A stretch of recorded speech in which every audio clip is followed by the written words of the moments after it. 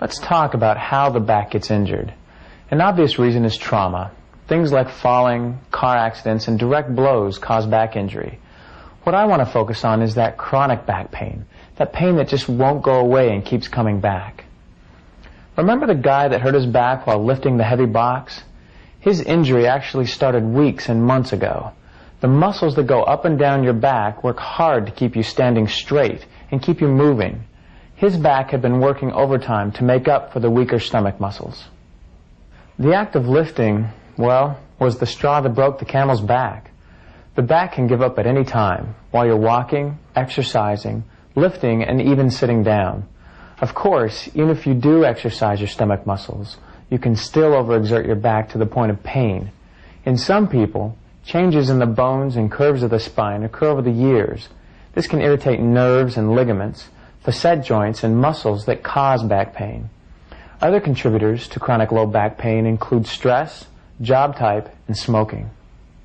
So, now that you have a better understanding of the causes of lower back pain, what can you do about it once it happens? The first thing you should do is ease up on your activity. Give your back a rest. However, if possible, avoid prolonged periods of bed rest. Strict bed rest was once recommended, but has since been found not to help.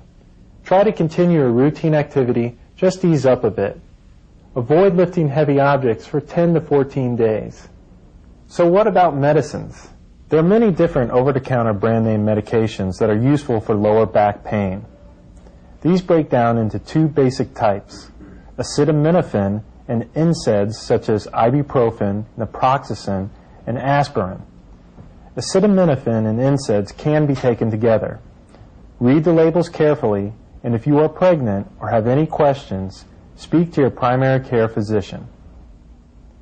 Ice packs or heat applied 15 to 20 minutes at a time, 3 to 4 times a day, helps relieve pain.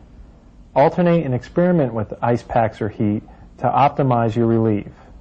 If your job requires prolonged standing or sitting, try to change positions often. Placing a stool under one foot helps relieve lower back disc pressure.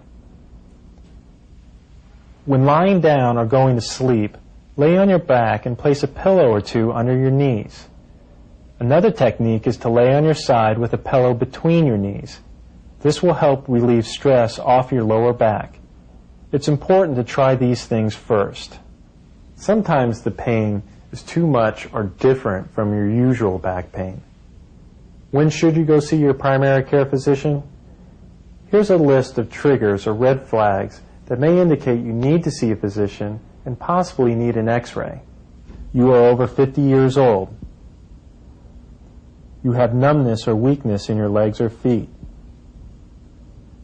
Severe pain that shoots down your legs.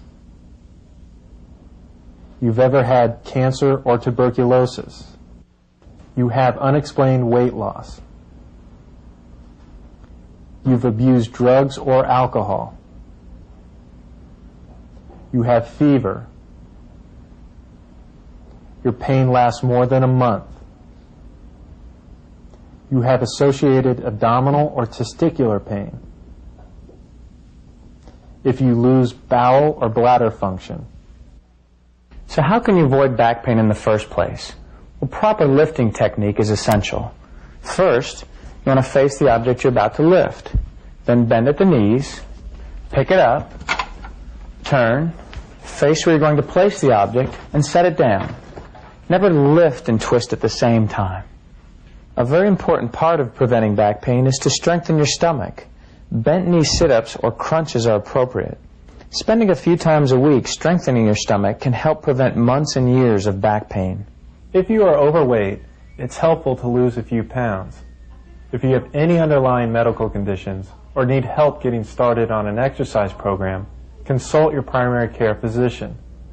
Improving your overall general health by eating a healthy diet, drinking plenty of water, exercising regularly, and cutting down on poor health habits, such as smoking, has been shown to decrease your chances of recurrent back pain. Remember, these preventative measures are just that, preventative, not cures. Consult your primary care physicians for any question you may have. The video you just saw focused upon common medical problems often encountered in an emergency department. Many of these problems can be met